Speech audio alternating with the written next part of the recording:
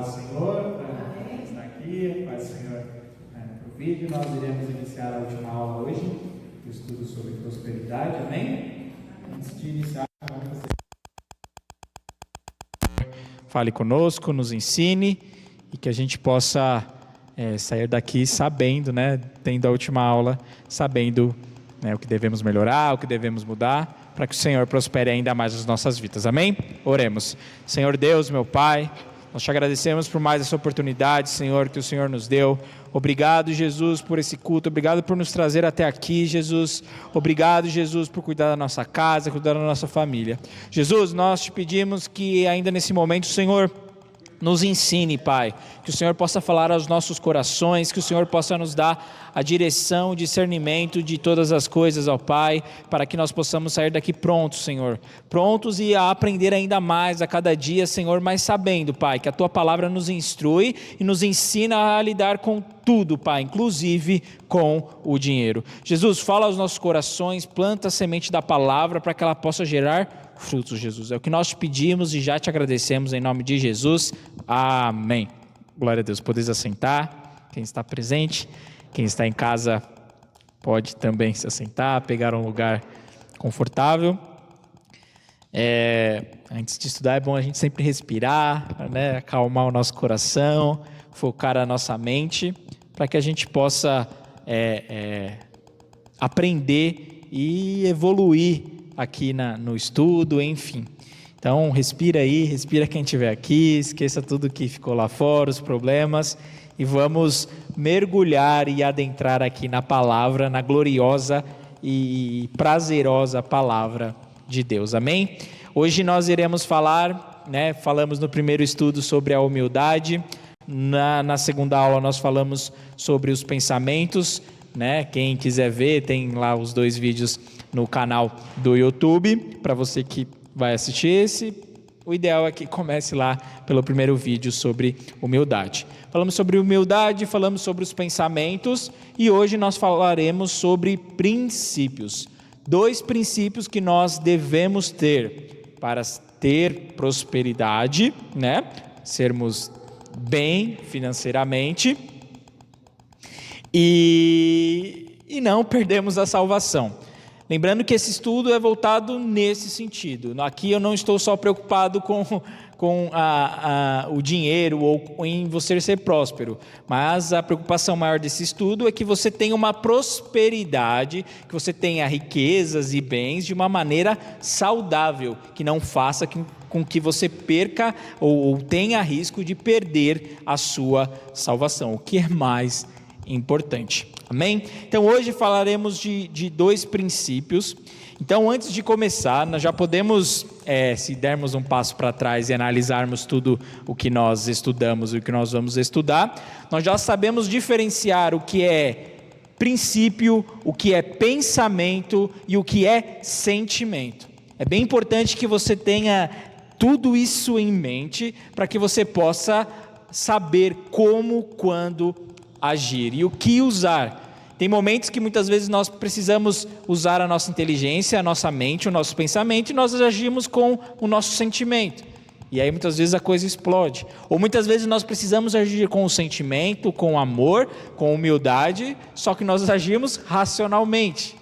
E tem momentos que nós precisamos agir com princípios e nós agimos com a mente ou agimos com os nossos sentimentos. Então, o crente saudável, o crente maduro, ele consegue discernir e olhar esse leque de situações que nós temos na vida e discernir, saber quando usa um ou outro. Então a primeira coisa que nós aprendemos é isso, que há uma diferença entre pensamento, princípios e sentimentos, amém? E que cada um tem ali o momento certo de ser utilizado.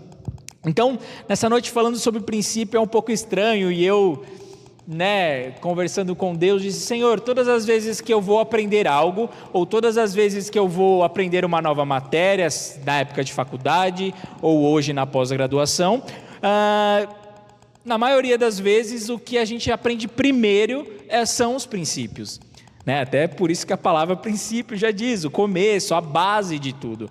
Então, sempre que você for estudar algo, ou sempre que você estudar algo humanamente dizendo, você sempre vai aprender primeiro os princípios.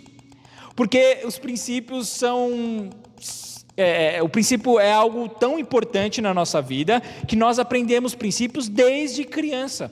Independente de você tinha 2, 3 anos, a partir do momento que você começa a agir racionalmente, os seus pais, os seus avós, enfim, todos eles te ensinam princípios. E são esses princípios que vão dizer quem você é como adulto.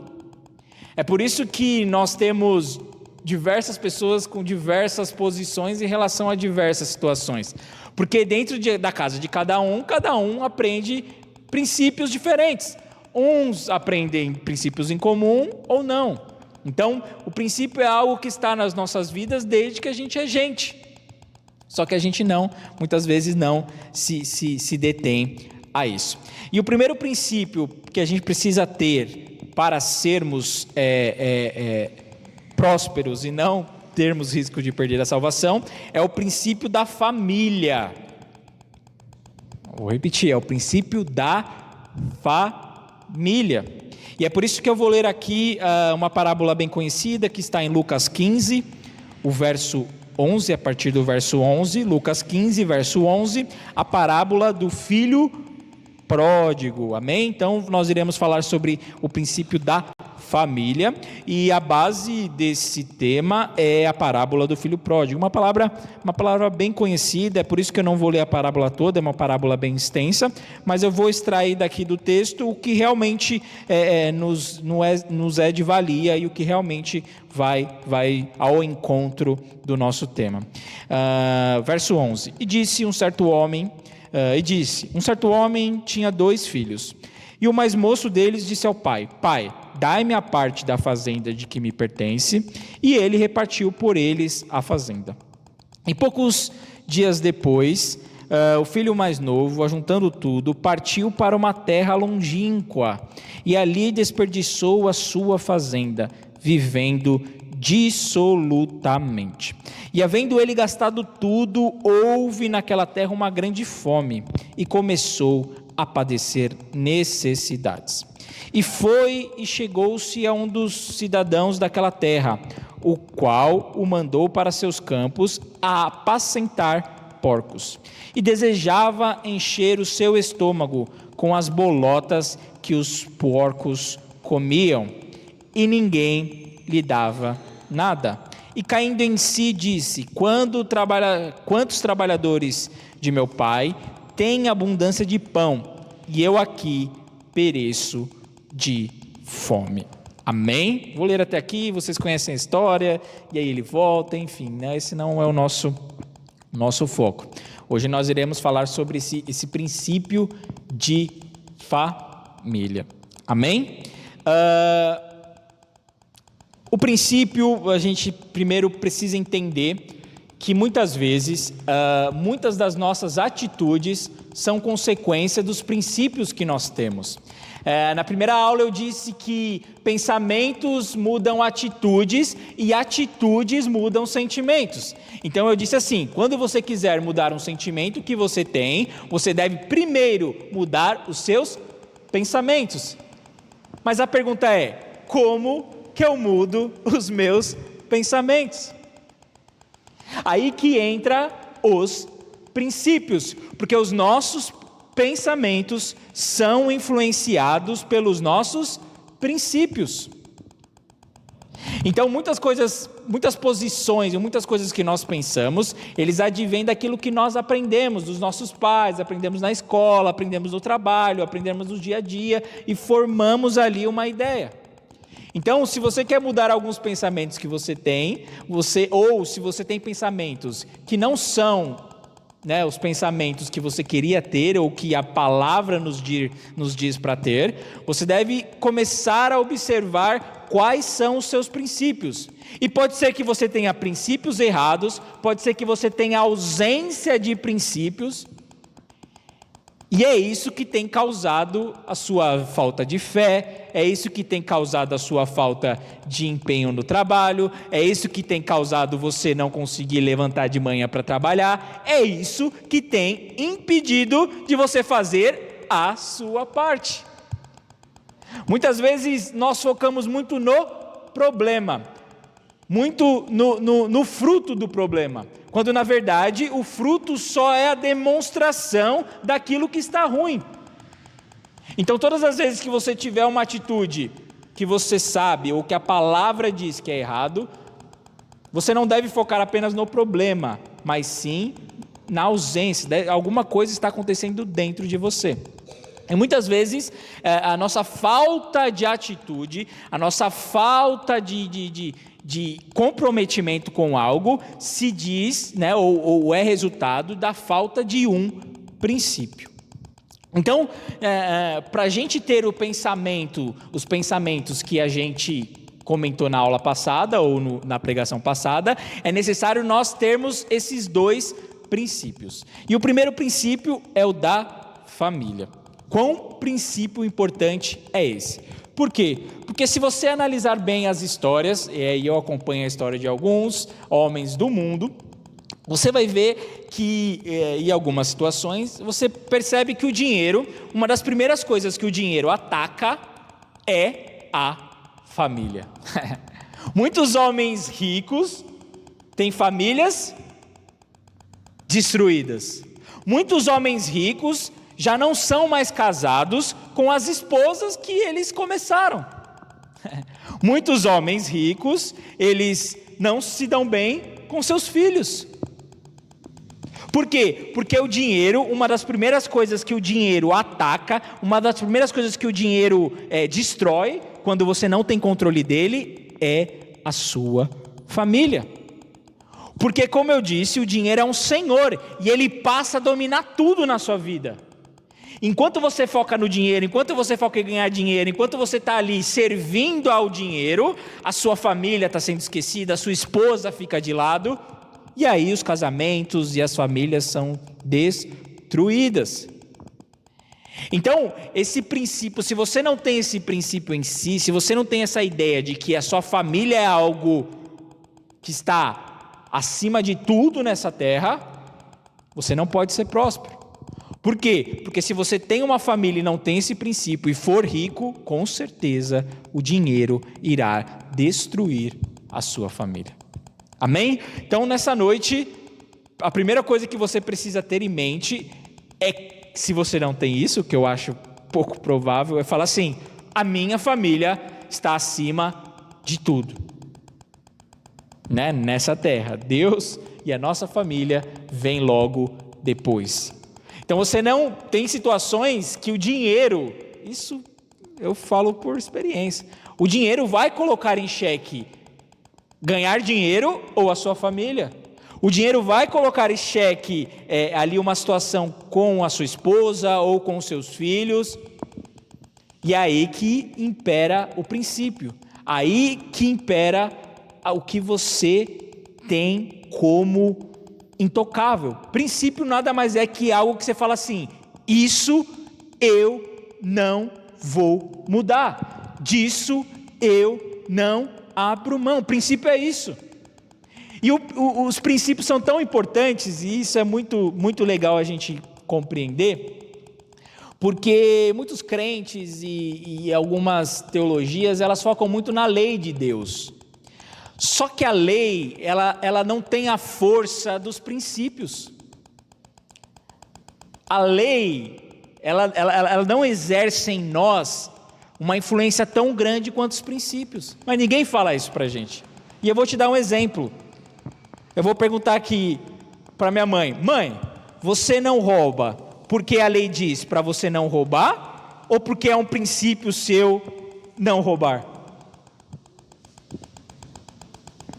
Tanto é que tem pessoas, né, só para quem não ouviu, ela respondeu que pelo princípio.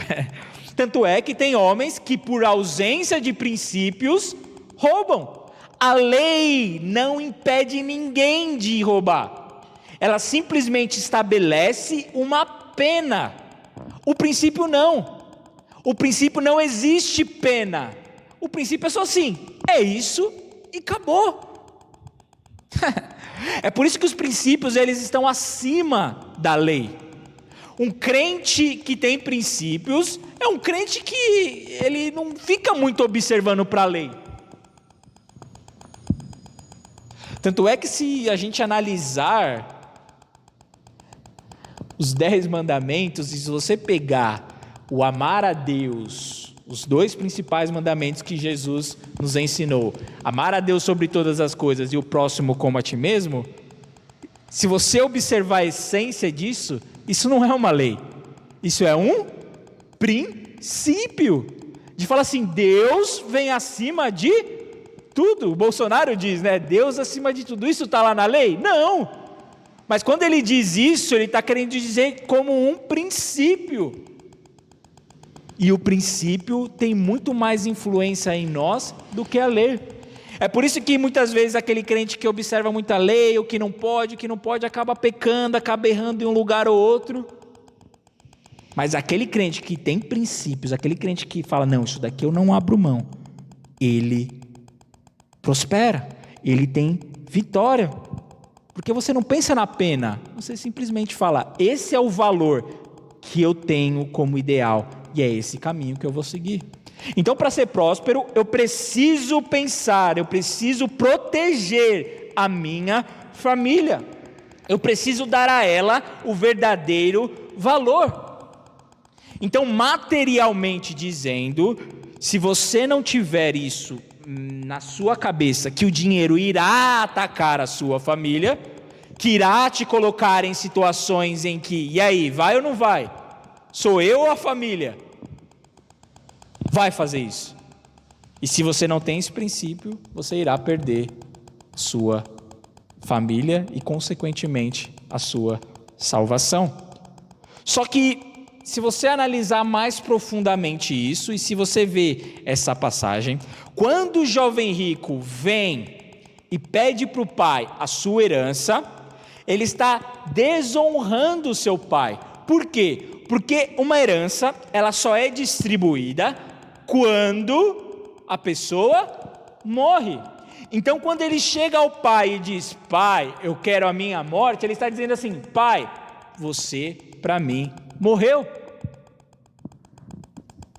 Claramente e acima de tudo, ele estava desonrando o seu pai, que era a sua família. Ele estava abrindo mão desse princípio tão importante para a minha e para a sua vida. E todos nós sabemos, e a palavra é clara, quais foram as consequências de abrir mão deste princípio. Então, muitas vezes, você tem situações, né? E aí agora trazendo para o mundo espiritual, se nós analisarmos, Deus é nosso Pai, e nós somos filhos. A Bíblia diz que nós somos co-herdeiros com Cristo. Ou seja, tudo que é de Deus, eu também tenho parte. Tudo que é de Cristo, eu também sou herdeiro com Ele. E a verdade é que aqueles que abrem mão da sua família material, têm a certeza total, abrir mão da sua família espiritual. Não existe um homem que seja espiritualmente familiar. Quando eu digo familiar, é a relação com Deus, Jesus e o Espírito Santo, que não seja familiar com os seus, com a sua esposa, com a sua mãe, com o seu pai, com os seus filhos. Não existe. Se tem algo que você precisa, que eu e você precisamos aprender no Evangelho, é que não existe distinção ou não existe algo não equalizado no Evangelho. Não tem como você ser super espiritual e na vida material você estar abaixo. Alguma coisa está errada. Então não tem como você ser desligado aqui da sua família, você abrir mão da sua família e estar lá com Deus. Não, se você abrir mão da sua família material, com certeza, você já não tem mais relação com o Pai. E é por isso que o dinheiro ataca isso, por isso que o dinheiro ataca a nossa família. Por quê? Porque ele quer que nós abrimos mãos da nossa família e consequentemente de Deus. De dizer assim: Deus, eu já estou com o dinheiro aqui, deixa eu viver a minha vida. Pedir tudo para Deus e falar: Deus, deixa que eu mando em mim. É a gente pedir, falar: não, eu tenho direito. E eu ouço muito isso: irmão, você é cordeiro de Cristo, pede para Deus. Só que no Evangelho as coisas não são assim, isoladas. E eu sei que eu sou cordeiro de tudo. Eu sei que Deus pode me dar qualquer coisa. Só que eu sei que a vontade dele é melhor, é perfeita para mim. Então não é porque eu sou dono de tudo que eu vou sair pedindo para ele tudo. O que o jovem rico o que o filho pródigo está falando assim: pai, eu não confio na sua administração, dá a minha parte e eu me viro. Eu não confio com o que você faz com o dinheiro, eu quero administrar a minha parte. Então, se você não tem essa visão, você vai acabar desonrando sua família, você vai acabar desonrando... E é um exemplo tão feroz que faz um tempo já, que o próprio Bill Gates, né, ele acabou se separando da esposa, enfim. Veja bem, uma mulher que cresceu com ele, não tinha nada, e hoje ele tem uma família que a esposa está para um lado, ele está para o outro. É o cara mais bem sucedido do mundo, né, financeiramente. Só que o dinheiro fez o que com a família dele? Desfez. Então, vê como as coisas são. Nós temos infinitos exemplos de homens riquíssimos que casaram 1, 2, 3, 4 e não dá certo com ninguém. Por quê? Porque quem domina a vida dele é o dinheiro. Amém? E se você não tem relação com a sua família, com certeza você também não tem relação com Deus. Então esse é o primeiro princípio que eu e você devemos ter para para sermos prósperos e não perdermos a salvação.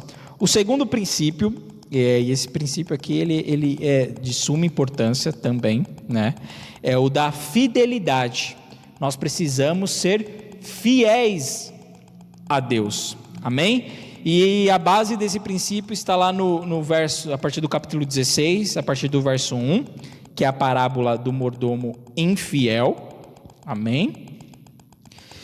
Capítulo 16, depois vocês podem ler toda a parábola, mas o próprio nome já diz, o próprio nome já fala da infidelidade, amém? Então aqui esse tema é a fidelidade, e diz assim: e dizia também aos seus discípulos: havia um certo homem rico, a qual tinha um mordomo, e este foi acusado perante ele de dissipar os seus bens. E ele, chamando-o, disse-lhe: que é isso que eu ouço de ti? Presta contas da tua mordomia, porque já não poderás ser mais meu mordomo. E o mordomo disse consigo: que farei, pois que o meu senhor me tira a mordomia? Cavar não posso, mendigar tenho vergonha. Amém? E aqui continua também, mas essa parte é o que a gente precisa entender da fidelidade. A primeira coisa que nós pensamos ou queremos entender, o que significa fidelidade, né?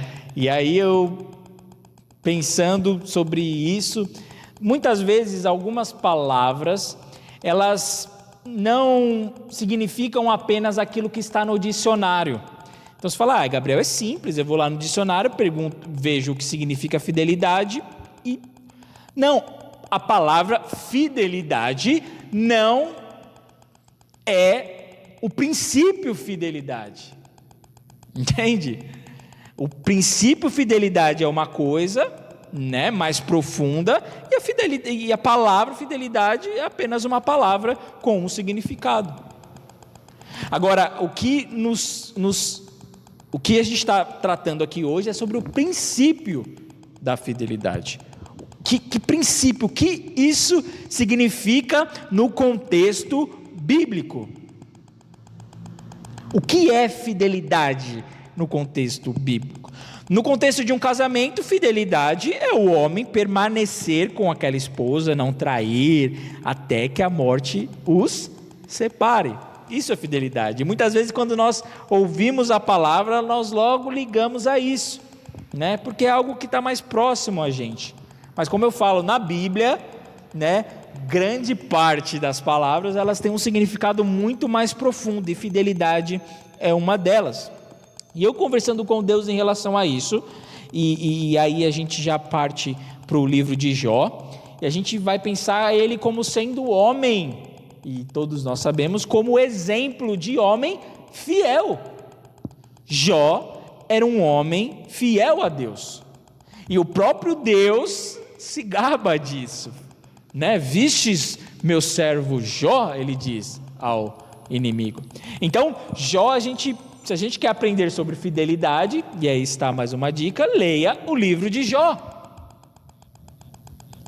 Porque fidelidade é permanecer da mesma forma. É você, independente da situação, é falar assim: eu não saio desta posição. Se eu escolhi ser servo de Deus, eu tenho um princípio, que é o quê? Ser fiel com a sua esposa. Se eu me coloquei como marido dela, se eu coloquei uma aliança no dedo dela, eu tenho um princípio, que é: filhão, eu dei a minha palavra, eu vou ser fiel a ela. Com Deus é a mesma coisa. Tudo ou todas as vezes que você se posicionar com Deus, ou se que você tomar uma atitude com Deus, ser fiel é assim: Senhor, eu coloquei o pé, não tiro mais. E esse é um princípio que nós muitas vezes não observamos, que muitas vezes nós colocamos o pé e tiramos.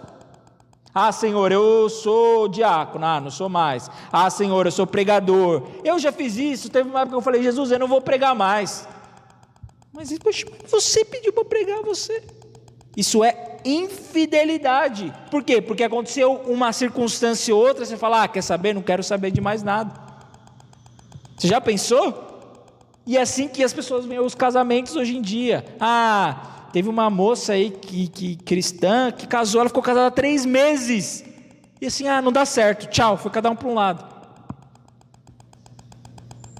É por isso que eu falo, as pessoas focam na fidelidade da palavra. Só que essas duas pessoas, se eles tivessem o princípio da fidelidade, eles falam: mas não quero nem saber. Mas você casou, eu coloquei aliança, eu não vou largar. Só que eles só olham a fidelidade da questão sexual, da questão de olhar para outra pessoa. Não.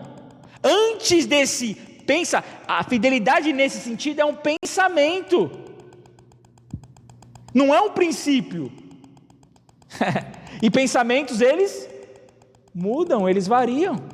Princípio não. Então, se eles tivessem um princípio, talvez faltou isso no lar deles, talvez faltou em alguma situação, ninguém nunca ensinou para eles, de falar: quando você, e lá em Provérbios está, quando você prometer algo, quando você, a Deus, cumpra, porque é melhor você não ter falado do que falar e não cumprir. Isso é um dos princípios de fidelidade. Então, às vezes é melhor você não tomar uma posição perante Deus do que tomar e voltar atrás. A Bíblia diz que Deus não tem prazer naqueles que retroagem. Olha só, por quê? Porque retroagir demonstra que você não é fiel. E se tem uma coisa que nosso Deus é fiel. E tudo quanto Ele é e nos falta, não dá prazer nele. Se Ele é fiel e nós somos infiel, isso não traz prazer nele. Quando somos infiéis no mundo material, desagrada o coração dele. E a infidelidade, é um princípio tão... Todos esses dois princípios, eles abarcam tudo. E na outra pregação eu falei, não tem como a gente falar de outros aspectos da vida. Porque a fidelidade é assim, Felipão, eu vou chegar em 8 horas. 8 horas eu estou lá. A fidelidade como princípio, ela está relacionada a toda a nossa vida. Agora, quando você... Amém? Glória a Deus. Então, a fidelidade é permanecer. É o que a Bíblia diz, que a sua palavra seja sim, sim, não, não. O que passa disso é procedência maligna. Porque se tem alguém que é infiel, é Satanás. Então nessa noite, quando você olha, agora você olha para a sua vida e diz assim, eu tenho um pensamento de fidelidade, ou eu tenho o princípio da fidelidade? Porque como eu disse, não tem como a gente separar o mundo material do mundo espiritual. Não tem como você falar assim, eu sou fiel a Deus, mas você não é fiel àquilo que você prometeu para o seu irmão. Você não é fiel naquilo que você se comprometeu a fazer. Não existe isso. A Bíblia diz assim, falando do amor, como que você pode dizer que ama a Deus se você não ama o seu irmão? Não existe. E a fidelidade está nesse sentido. E eu conversando com Deus, eu falei, não Deus, mas a fidelidade... E aí o Senhor me fez lembrar de uma passagem que eu gosto bastante, que é quando Jó diz assim, ainda que ele me mate, nele confiarei. E o Senhor disse assim a mim, fidelidade é confiança. Fidelidade é confiança. Sabe por quê? Vou te dar um exemplo de infidelidade. Um exemplo de infidelidade é quando duas pessoas fecham um contrato e um deles não cumpre.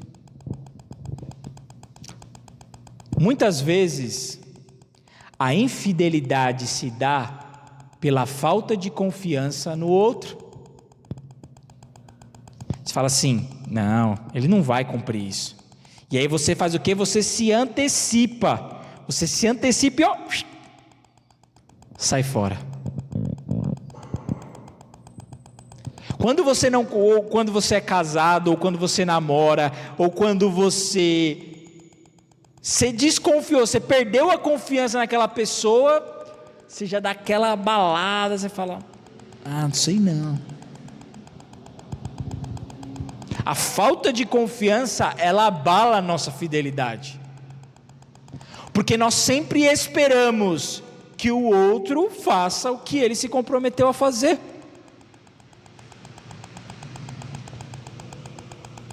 Então todas as vezes que nós não confiamos em Deus, a tendência é que nós sejamos infiéis.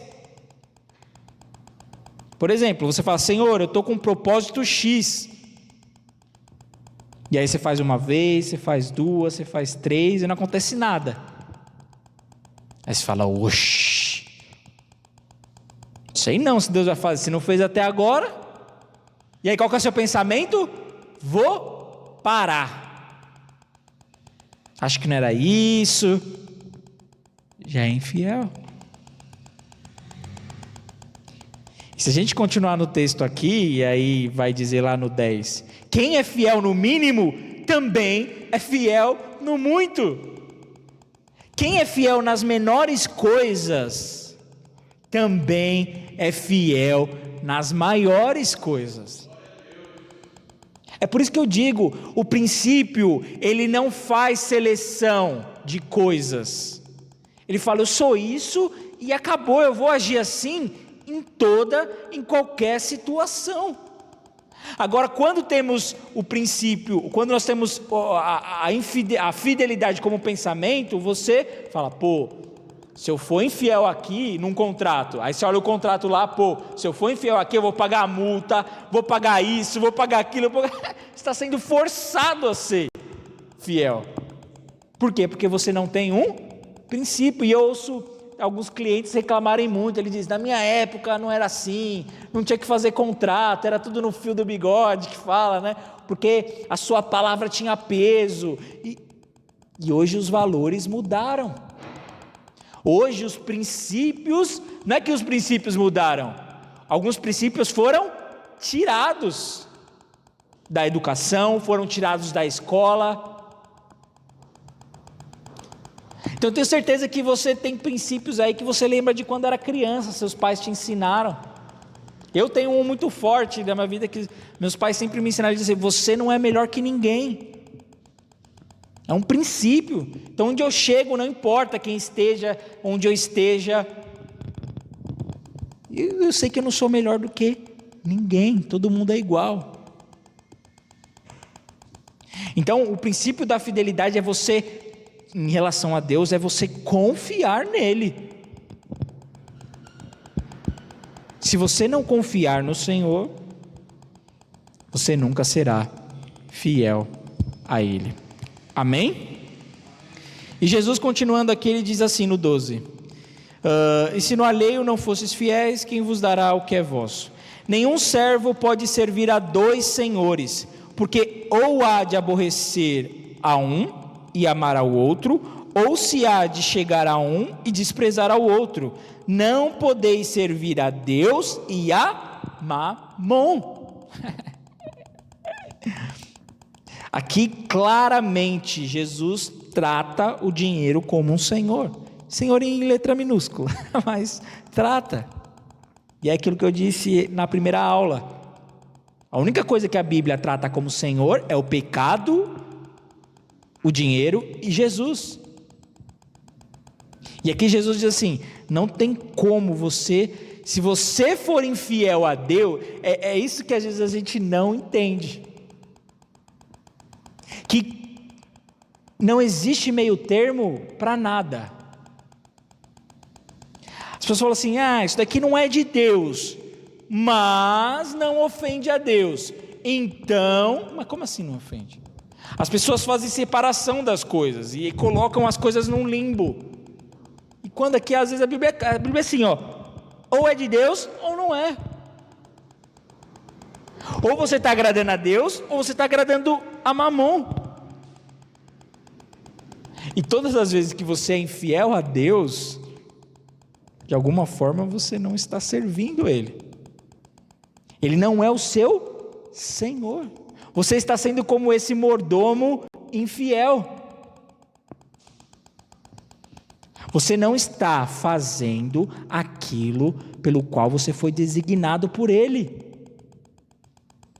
O ser fiel a Deus excede essa questão só apenas do princípio de fazer aquilo que eu disse que vou fazer, mas também fazer aquilo que Ele me mandou fazer. Então, se Deus te dá 10 reais na mão e diz: esses 10 reais é para aquilo, você deve utilizar para aquilo. A fidelidade com Deus excede o não trair, o não cumprir, mas também está envolvido na obediência. Então, se você desobedece a Deus, você está sendo infiel. Olha que coisa louca. E Jesus aqui é claro: não se pode servir a dois. Ou você serve a um, ou você serve a outro. Então olha para você agora e fala assim: será que eu tenho esse princípio? Será que eu sou um mordomo fiel?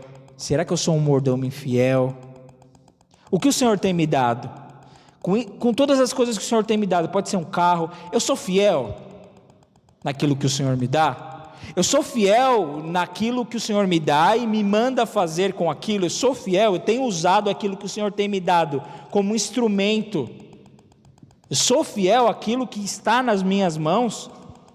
Eu sou fiel ao que eu falo, ao que eu deixo de falar? Eu sou fiel nas minhas posições? É essa análise que a gente volta lá na primeira aula, para saber se a gente pode ser próspero ou não. Eu sou fiel no pouco? Eu sou fiel no muito?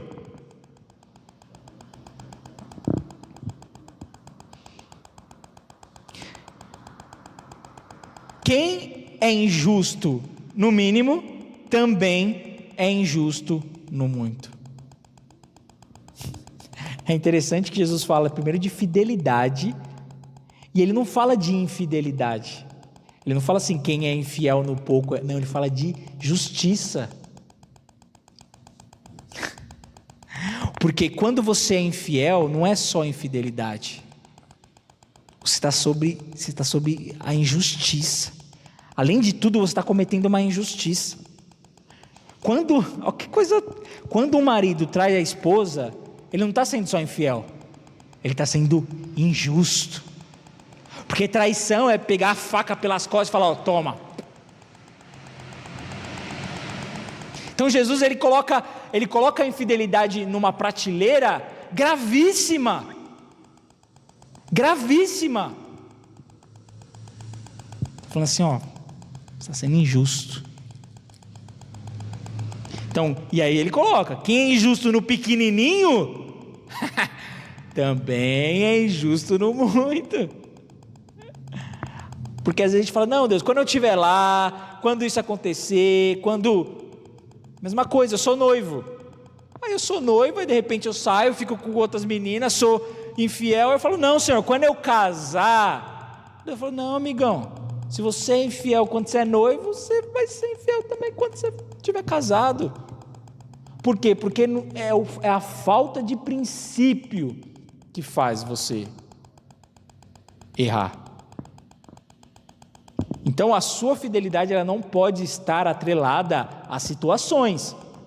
Não espere para ser fiel. Não espere para ser humilde. Não espere Deus te abençoar para ter os pensamentos. Não espere Deus te abençoar para você ser humilde. Não espere Deus te abençoar para você ter a família como princípio. Não espere Deus te abençoar para você ser fiel. Não espere. Seja. Porque a prosperidade e as bênçãos de Deus elas vão vir naturalmente. O Senhor olhou, falou, opa, Daiane ali, ó. Daiane com os princípios, a Daiane está com as atitudes, é lá que eu vou plantar. Amém? Esse é o princípio da fidelidade. E para finalizar aqui, eu vou usar a palavra final que está no capítulo 16 ainda, versículo 19, que Jesus faz a parábola, ele fala da palavra do rico e do Lázaro, né? E aí a gente vai só entender o que Jesus estava dizendo ali. Ora, havia um homem rico e vestido de púrpura e de linho finíssimo, e vivia todos os dias de regalada e esplendidamente.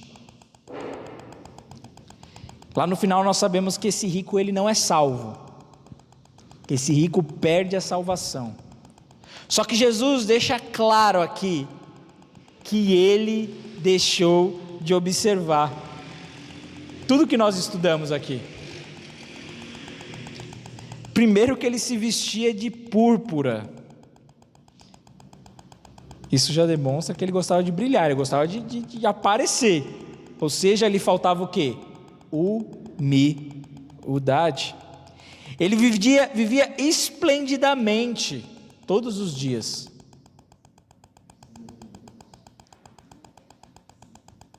Ele não era diligente, ele não era observador, ele vivia assim, ó, a Deus dará, fazia o que bem lhe entendia. E este homem, continuando aqui, a Bíblia diz que havia também um certo mendigo chamado Lázaro, que jazia cheio de chagas à porta daquele. Todos os dias esse homem riquíssimo passava por alguém, olhava alguém ali e não tinha a humildade, não tinha os princípios para olhar e para falar assim, não, vou ajudar. Simplesmente ele só olhava para si. Então o fato desse homem, e é o que a gente vai concluir aqui, não foi o dinheiro que fez ele não ser salvo. O fato dele ter dinheiro não levou ele para o inferno. E é isso que as pessoas às vezes confundem, né? Não foi o dinheiro que levou ele para o inferno, foram as atitudes dele, foram a falta de conhecimento, a falta de palavra, a falta de Espírito Santo, a falta de tudo. Amém? Então o dinheiro em si não foi a causa, foi o que ele fez com o dinheiro. Ele deixou-se ser dominado pelo dinheiro. Mas a Bíblia também aqui traz o outro lado, de Lázaro. Lázaro foi salvo? Lázaro foi salvo. Mas se você ler essa parábola, Jesus não faz mérito de Lázaro, de quem era Lázaro. Se Lázaro era um homem crente, muito crente ele era porque ele foi salvo, mas não dizia o que ele fazia todos os dias. O que a Bíblia nos dá de referência dele era que ele vivia à porta de alguém rico, que ele tinha chagas, que era lambido pelos cães, que ele tinha cães, e que ele desejava alimentar-se com as migalhas. E aí aqui eu quero concluir. Lázaro foi salvo? Lázaro foi salvo. Mas Jesus não exalta a vida que ele tinha. Jesus não omite a vida terrível que ele vivia. E Jesus também não omite as oportunidades que ele tinha e ele não observou, pois ele estava à porta de alguém que tinha condições. Só que ele estava tão satisfeito com a situação dele, ele estava tão acomodado com a situação dele, que ele olhava e falava: não, eu não quero pão, só as migalhas para mim tá bom.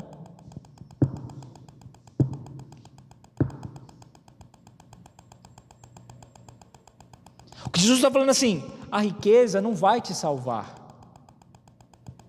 só que também você não precisa viver uma vida miserável, você não pode se acomodar numa vida miserável. Lázaro era tão acomodado, que ele deixava, meu irmão, você tá com uma ferida desse tamanho aqui, vai vir um cachorro para lamber, você vai fazer o quê? Você vai dar um tapa no cachorro, você vai sair daqui, ô filho da peste. Lázaro não, Lázaro estava tão acomodado que o cachorro vinha, lambia e ele ficava lá, não, tá bom aqui.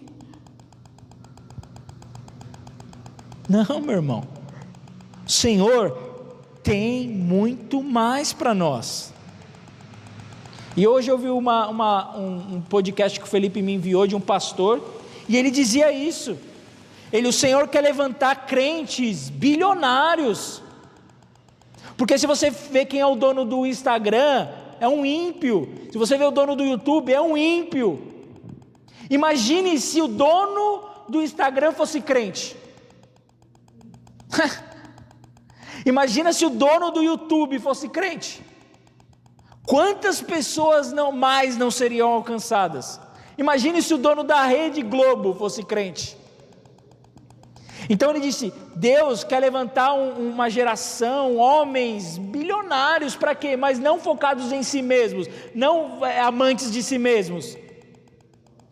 E o vídeo, ele conta a história do pai dele, era um americano com muitas riquezas, e ele falou que era jovem, e aí um dia ele estava conversando com o irmão dele, aí o irmão dele falou assim para ele, fica tranquilo, os nossos pais são milionários. Aí ele olhou assim e falou assim, os nossos pais são milionários? Ele falou, são, eles têm muito dinheiro. Aí ele ficou encucado, adolescente, foi falar com os pais, sentou com os pais e falou, pai, é verdade que a gente é milionário? O pai falou, sim, nós somos milionários. Aí ele falou assim, mas por que a gente vive assim? Ele diz que ele ia no encontro de família, chegava um com Ferrari, chegava um com não sei o que, e aí ele chegava lá todos, o pai dele tinha Fusca, às vezes ele falava, aí o pai dele falou assim, porque eu quero gastar o máximo de dinheiro que eu puder com o reino. E ele disse que o pai dele quis morrer pobre, para usar tudo com o reino.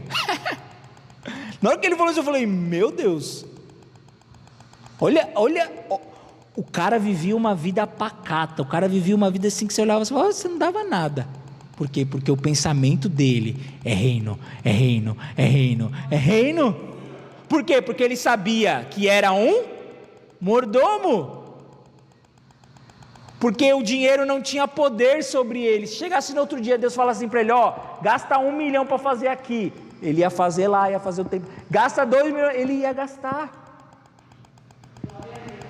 Ok, meu, isso, eu falei, meu, olha o patamar que esse cara chegou. De querer morrer, eu nunca tinha ouvido essa frase na minha vida. O cara quis morrer pobre, não por ele mesmo. É aquela passagem lá, aquele que por amor a mim perder a sua vida. Este homem perdeu a vida. Ele perdeu a vida que ele poderia ter. Olha que negócio maluco. Olha que coisa sem sentido. Mas Jesus é assim. E eu falei, meu Deus do céu, eu queria entender o coração desse homem, velho. Porque é um negócio assim que eu nunca tinha visto na minha vida. Mas é isso que o Senhor quer acender nos nossos corações. É esse desejo de que Ele pode nos dar uma vida melhor, Ele pode nos dar as condições. Mas tudo quanto Ele nos der, ainda que sejamos filho, Ele é o dono. Por exemplo, eu tenho 1/6, da parte do meu pai da casa dele. E eu moro lá com eles. Eu tenho direito a isso? Tenho. Sou co-herdeiro com meus irmãos? Sou. Mas quem é o dono? É ele. Se ele chegar para mim e falar assim, Gabriel, tchau, sai da minha casa, eu vou falar, não, eu tenho 1/6. Não, ele é o dono ainda, está o nome dele lá. Assim é com Deus. Não importa se Deus te deu na sua mão, se você mora na casa, se você está na casa, se você tem o cartão de crédito, se você tem o cheque, não é seu. Esse sentimento de posse que nós temos, o único sentimento de posse que nós devemos ter é de Cristo, que Ele está em nós e nós estamos nele. Agora tudo que está em volta disso não é nosso, é dele. Porque quando nós entendemos isso, nada no mundo vai nos influenciar. Amém? Então, aqui Jesus não está elogiando a vida em si de Lázaro. Jesus deixa claro os pontos que ele errava. Ele estava à porta e nunca pediu uma oportunidade, ele não foi oportunista. Ele era um homem, não era diligente, pelo contrário, ele era acomodado. Jesus deixa claro aqui. Ele é um homem que não planejava, porque como que você mora na rua, não tem nem o que comer e vai ter cachorro lá com você, e a gente vê isso às vezes, o cara não tem nem o que comer na rua, tem cachorro, fala, cara, você não tem nem comida para você, como que você vai cuidar de um cachorro? Você não planeja, você não consegue, Então Lázaro aqui, ele não tinha uma vida exemplar, mas talvez por falta de conhecimento. Então o Senhor tem salvação para você? Tem. O foco do Senhor é a salvação? Tem. Mas se você aproveitar as oportunidades, se você não se acomodar, se você for humilde, se você for fiel, se você colocar sua família em primeiro lugar nessa terra, se você seguir todos esses caminhos, o Senhor tem salvação e também prosperidade. Você pode ser esse bilionário que Deus do mundo, eu creio. Na hora que ele falou isso, eu falei, eu creio, Deus vai levantar muitos, e não é milionário, são bilionários. Que eu falei assim, eu conversando com a minha mãe, mãe? Falei, mãe, não existe nenhum cristão próspero nessa terra ainda, pelo menos no nosso país não. Não, como não? Não, porque a prosperidade de Deus, e a prosperidade, eu estou falando de riqueza, é você ser bilionário, é você ter dinheiro, velho. Vai fazer tudo. É de onde você pôr os pés, Deus abençoa. O que você faz, Deus prospera. É um negócio assim que a gente às vezes não tem nem ideia do que é. Porque eu falo que às vezes a gente olha para muitas situações, e aí você vê às vezes um homem que era muito usado na palavra, e aí ficou próspero, aí aconteceu o quê? Aí o cara ficou muito próspero e agora também não é tão usado assim na palavra. Não há o quê? Esse equilíbrio. E a prosperidade de Deus, e aí está a diferença, ela nunca vai influenciar na sua vida espiritual negativamente. Pelo contrário, ela vai te trazer, mais. Isso é prosperidade. A partir do momento que você vê que a riqueza que está influenciando negativamente na sua, você fala, opa, peraí, isso não é prosperidade. Então a prosperidade de Deus é um negócio, meu irmão, e Deus vai fazer, vai levantar homens, vai prosperar homens de Deus, cheio do Espírito Santo de Deus, bilionários, homens como esse americano, ele é um americano, que vão usar a sua fortuna, a sua riqueza em prol do reino de Deus. E aí nós chegaremos em todos os cantos desse mundo, e Jesus voltará, porque todos terão ouvido. Então nessa noite, pegue lá da primeira aula e faça toda essa autoanálise.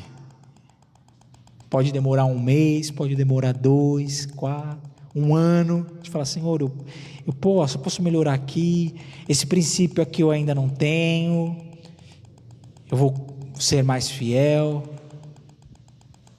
Senhor, isso daqui eu vou melhorar também, vou ser mais diligente. Um monte, Senhor, eu preciso melhorar aqui, eu preciso ser mais oportunista, eu preciso ser mais isso. Eu preciso ter a noção de que o que eu tenho não é meu. E quando eu vi isso, eu falei, aí na hora, eu pensei assim, falei, nossa, eu gastei dinheiro com isso daqui, velho, eu podia ter pego esse dinheiro aqui, e colocado aqui, eu falei, não, senti vergonha na hora. Eu falava, eu não precisava disso daqui, e eu peguei e fui lá, nossa, esse dinheiro aqui seria tão útil aqui na obra de Deus, na hora, porque o Espírito Santo, ele nos ensina, ele não fez para me julgar, falar, Gabriel, que você estava, não, ele nos ensina a cuidar do dinheiro, a cuidar do que não é nosso, porque tudo quanto nós temos, somos, moramos, vestimos, falamos, tudo é dele, para ele e para a glória dele. Quando nós entendermos isso, Deus vai pôr tanto zero na sua conta, só que isso não vai mudar quem você é, porque lá vai estar a humildade, porque lá vai estar o princípio da fidelidade, porque lá estará a diligência, e você não vai mudar. Você não vai acordar com 1 bilhão na conta e falar, hoje eu não vou trabalhar, estou com 1 milhão na conta. Não. Por quê? Porque os princípios estarão lá. A sua vida não vai variar. Então, você mantendo essa linha, o dinheiro não vai te dominar mais. Você não vai se preocupar mais com o dinheiro. Você vai se preocupar com o reino. E para finalizar, só para contar a história desse homem, né? A gente louvou aqui aquele hino da Manu, e aí ele diz que não haverá mais lágrimas, né? E aí, né, na verdade isso não é uma verdade, porque a gente pode ter tudo nessa vida, mas o que não pode faltar para nós é o choro pelas almas. Esse homem, esse americano que era milionário, tinha tudo, podia ter tudo. O homem contando, ele falou, eu via meu pai chorar pelas almas. Um homem rico, um homem americano pode entrar quase no mundo todo, e que tinha o desejo, aí o pai dele, ele contando, o pai dele tinha o desejo de ser missionário, e aí ele numa igreja e outra e não conseguia, ele falou, quer saber, eu vou bancar o meu chamado, porque assim como o mordomo infiel, Um dia nós seremos chamados para dar conta daquilo que foi entregue nas nossas mãos. E meu irmão, é específico que você vai dar conta. Não é assim. Eu estava conversando com uma amiga, ela contando de um vídeo, que era um vídeo que a pessoa chega no céu, e aí Jesus fala assim, Felipe, pastor, cadê as 100 almas? E aí no sonho eu falava, Felipe, pastor, não, mas eu sou contador. Aí chegava no outro e falava, Thaís, contadora, cadê a administração das igrejas que eu te mandei? Não, mas eu era pastora eu era missionária, preguei para mais de 1 milhão de almas. Thaís, contadora, cadê as igrejas que eu mandei, que era para você administrar? Não, senhor, mas eu era missionária, quantas almas? Não, Thaís, você não está entendendo, é isso aqui que eu quero.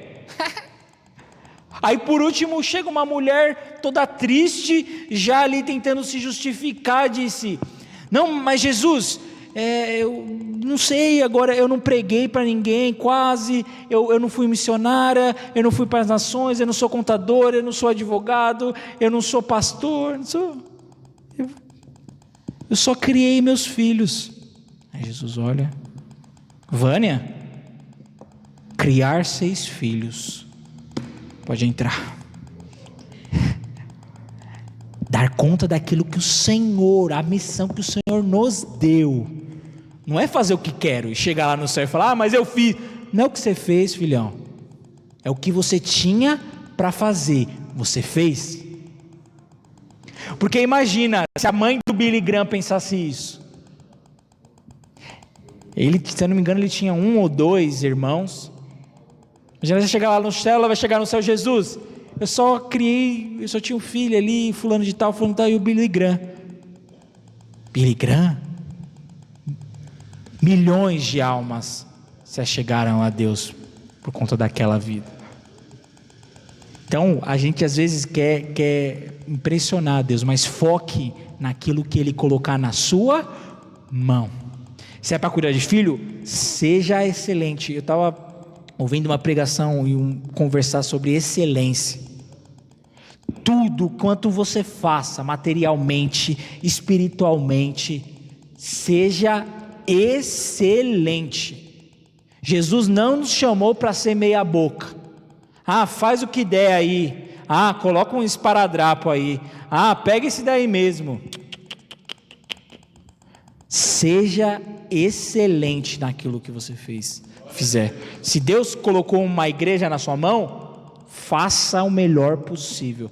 Agora, se Deus colocou ali aquela amiga que você tem que ficar pregando para ela todo dia, faça de forma excelente, porque lá naquele dia nós não chegaremos lá e falaremos apenas, Jesus, eu fiz isso, aí Jesus vai falar, nossa, tudo isso você fez, parabéns, hein? Não, Jesus vai ser explicado, cadê aqui? Eu quero isso. É a parábola dos 10 talentos. Jesus não deu um talento, o cara chegou lá, sei lá, com outra coisa. Não, eu quero saber de talento, eu quero saber aquilo que eu dei na sua mão. É isso que você deve dar conta. Então nessa noite, tenha esses princípios, tenha esses pensamentos e tenha essa humildade. E pondere, fala, se eu tiver dinheiro, eu vou conseguir manter tudo isso? Acho que não. Então fala assim, Senhor, me dá, não me dê muito para que eu não perca tudo isso, mas também não me dê pouco para que eu não murmure. Peça a medida. Isso não é vergonha. Isso não é vergonha. Agora, se você quer, se você almeja, leia esse texto que eu mandei, leia Provérbios, leia Jó, leia tudo e aprenda de cabo a rabo, fidelidade sobre humildade, que o Senhor irá mandar. Quanto mais você tiver entranhado em você isso, a palavra, mais o Senhor vai te dar. Amém? Eu agradeço a oportunidade, mais um estudo concluído, graças a Deus, e que o Senhor nos abençoe aí cada dia mais. Amém? Agradeço a oportunidade.